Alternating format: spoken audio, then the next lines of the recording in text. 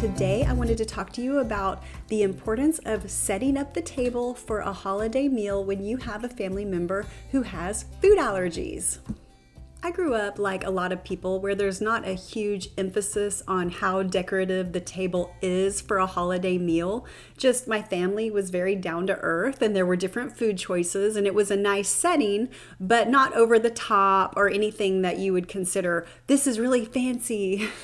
And that's totally fine. There's nothing wrong with that. But when my son was diagnosed with multiple food allergies, after a couple of years, I realized he had limited food choices, which meant it wasn't a table just completely packed full of all the delicious things that you can come up with for your meal. One year, I remember there were only 5 or 10 things that he could eat. We were trying to figure out what he was reacting to because my son has multiple food allergies and EOE. And so not only did I have to use everything I could to make sure he had plenty of choices, I needed to decorate the table and make it seem like a really special event. And we went through a few stages, like when my son was in elementary school or maybe even middle school, where we tried to trick it up a little bit and make it fun at the table. We were trying to make it as memorable as possible and really detract attention away from the fact that he couldn't eat a whole bunch of things. We actually put on Santa hats during dinner, which was fun. Let's just try it.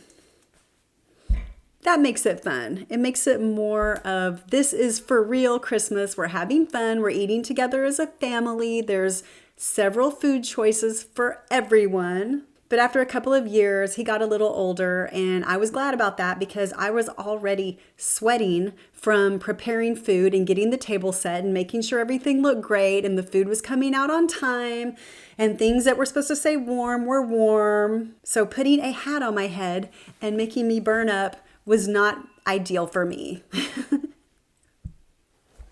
So I guess part of the problem was we didn't have a whole bunch of formal plates, and we ended up finding formal Christmas dishes that we really liked, and we started buying them one piece at a time. And we would look for sales and we would try to buy one item or 2 items every year. And it took a long time to get our collection together, and it's still not complete. And we have a lot of mismatched pieces, but they all blend in. So they look like they are a whole set, even if they aren't.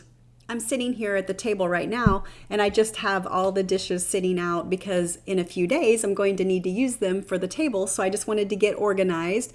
And you can see here we have all the dishes. They're just stacked up, and some of these dishes go together. Others don't go, but they look like they do.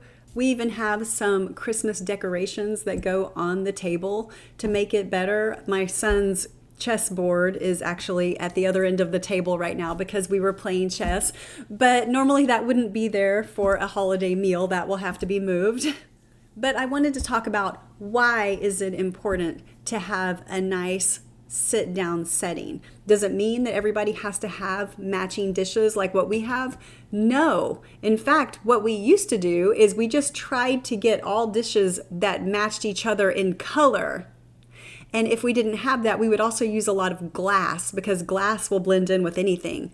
For different foods, they match the plates, and then clear water glasses, of course, would match. Whatever it is, I tried to match as much as possible, and then I tried to set it out nicely and put napkins with the correctly arranged silverware on each side.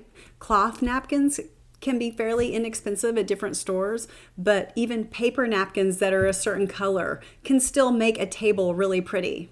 We don't usually have a big feast on the 4th of July for Independence Day, but that's just a good example right there of how just red, white, and blue napkins with whatever plates and cups you have can really set a table and make it really stand out.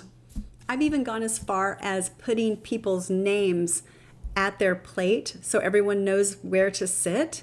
And I've even done this when there was only 3 or 4 of us, just for the formality of it, just to make it even that much more different and special than what we're used to, because I can tell you we typically don't sit at the table formally. And then something we started doing was putting all of the food on the table. Maybe not every single thing, but most of it on the table, just to show all the food. So when my son would sit down, it was like, whoa, this is a feast, right? When typically before, I think we did it more like buffet style. We have the food out in the kitchen and just fill up our plates and sit down.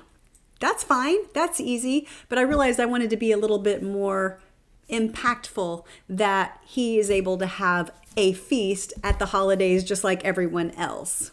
I remember when we first figured out that he had a lot of food allergies and he had not yet been diagnosed with EOE, and he could only eat 5 or 10 foods. It was crazy. For a while, he had very, very limited diet. And I remember I made a plate of bacon. That was one of the items, a plate of bacon. He loved bacon, and it was something he could have for sure. And we had a plate sitting at the corner of the table. And that was the first thing that he went for when it was time to start eating, the bacon. But I have noticed that when it is a holiday, my son does look forward to coming to the table, sitting down at a more formal dinner, and just really enjoying the food and talking. And he is older now, but this started when he was younger, probably in middle school, where he could really appreciate coming to a formal table and sitting down. So if you are planning to prepare a meal with a whole bunch of different choices for either Christmas, Thanksgiving, there's Passover, Easter, a whole bunch of other holidays in between. Mother's Day is another big one. I encourage you to try to have a setting at the table that's a little bit more formal, as far as everything matches as much as possible, the napkins match, and make it a more formal event, and see if your loved one with food allergies enjoys that, and see if they respond better to that. They might not, and that's okay. Whatever works for each of our families is okay. And strangely enough, I look more forward to it as well. And my husband does help me quite a bit with the cooking, and we do it together. It takes all day long, but we're all sort of in the kitchen preparing this food. We want to sit at the table. We want it to look nice. And it's almost like we really enjoy the whole experience now. So what about you? Do you prepare a formal table and put all the food out and everybody sits together?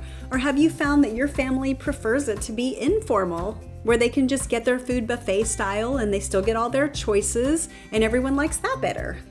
Let us know in the comment section below what you do, because it's great if we can take bits and pieces of all of our choices and create what works for our individual family. So thanks for watching my video over why I like to set a formal table for my family, myself, and my son who has food allergies. I'm Fleur, and I'll see you next video. Bye.